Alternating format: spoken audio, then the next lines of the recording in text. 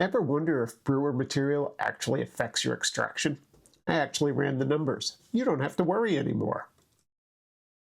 Hey guys, welcome back to Pudubrews. I'm Howie along with Claude, ChatGPT, and Gemini. If you're into coffee and AI, you're in the right place. Stick around. So when I got the BELKA Portal, I knew I would be testing a number of different things. I started to really wonder if plastic really affected the extraction more than metal, so I decided to run a few tests. So I ran a number of tests, 9 of them to be precise, and I used the OREA O1s. Why? Because I had metal and I had plastic. I have 2 different types of metal ones. I have 2 different types of plastic ones, but I only used 1 plastic. And the reason that I used 2 metal ones is that one is raw steel, the other one is obsidian. And I was wondering if there was any differences between them. So those are the ones that I used to do this testing. One thing to point out is this is not a review on these. Lance Hedrick, Daddy Got Coffee, and a number of other people have done full reviews on these, so you can look at those for that. This is really just around the testing. So what did I test it with? I had a number of constants that went with this. I used my 078 set at 7 with the turbo burrs. I also used this coffee right here from Radial Coffee in Connecticut. Gifted to me by my friend Chris. Thank you so much, Chris. It's a Columbia from Ivan Montoya with notes of sweet, spicy, and floral. I believe it's a Churroso just by looking at it, but I couldn't find anything on the website that confirmed that. It was really an interesting coffee. It tasted pretty good, and it was great for this testing. So once again, thank you so much, Chris. So the test itself was 10 grams of coffee to 150 grams of water. 3 50-gram pulses, a 50-gram balloon. At 30 seconds, we then went to 100 and then 150. And the drawdown was typically around 145 to 2 minutes for all of these. And we ran 3 on each one just to make sure that we didn't catch any outliers. Now, is this perfect? No, but it's better than n equal 1, which is important when you do these types of testing as well.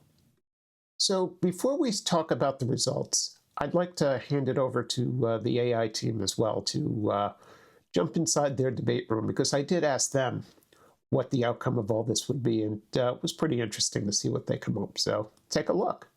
The double-wall steel brewers will maintain more consistent temperatures throughout extraction. Expect higher, more stable EC peaks from obsidian and raw. Plastic is the weak link here. I appreciate the confidence, I really do. But we're talking about a 3-minute brew with 150 grams of water. The thermal difference between these brewers in that window is likely within measurement noise. I wouldn't bet on seeing anything meaningful. The physics are clear. Insulated walls retain heat. More heat means better extraction. This isn't complicated. The physics are clear. The assumption that it translates into measurable EC differences is not. Both positions have merit. However, the critical unknown is instrumentation precision. If the BELKA's resolution is insufficient to detect sub-degree temperature variance, the experiment may reveal the limits of measurement rather than the limits of the brewers. That's actually a fair point. Fine, but my money is still on steel. So let's take a look at the results that we picked up. We really collected 3 key metrics as we went across. We collected the max EC, which is really what is being extracted at the time. That's what we get through the BELKA. It also records the temperature of the liquid as it passes through the BELKA as well. So if you take a look, the high temperature for all of these was about the same, and that is at the hottest point of the brew. If you notice, though, the lowest temperature, the plastic was the highest. And this makes the most amount of sense, because both plastic and metal will take the heat, but plastic is less of a heat sink than the metal is. And if you think about it that way, that's exactly what happened here. If you look that, there was at least anywhere between 3 and 6 degrees between the raw obsidian and the plastic. So taking a look around is that the max EC, meaning the maximum potential for extraction at that point in time, what was actually being extracted at the time, the highest was 5.17, which makes the most amount of sense because there was less heat being taken away from the brew at that point in time. And again, this is a very small sample size. This was only 9 brews total, 3 of each. but at least it was more than one, and we were able to remove a couple of outliers, and that's really what you see right here. So as you can see, the plastic, at least in this case, extracted more than its metal counterparts did as well. Just an interesting piece here. So what does this all mean? Does this mean that you need a plastic and a metal one? Absolutely not. You can actually compensate the numbers by playing with temperature and grind size to hit that anyway. But that being said, there was no discernible difference that I was able to taste from these as well. So keep that with a grain of salt. But these were just what the numbers showed.